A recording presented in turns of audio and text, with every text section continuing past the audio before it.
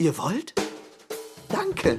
Na gut, also wir spielen blau und schlau und wir suchen nach Pfotenabdrücken. Pfotenabdrücken, denn das sind unsere... Hinweise. Ja, die malen wir ins Notizbuch. Wir spielen blau und schlau, blau und schlau. Wir suchen noch einen Pfotenabdruck. Hinweis Nummer 2. Der kommt dann ins Notizbuch. Wer wird daraus schlau? Blue ist ein Wauwau. Wir suchen noch einen Pfotenabdruck. Hinweis Nummer 3. Den malen wir ins Notizbuch. Blau und schlau, blau und schlau. Ihr wisst, was jetzt zu tun ist. Wir sitzen im Nachdenksessel und denken, denken, denken.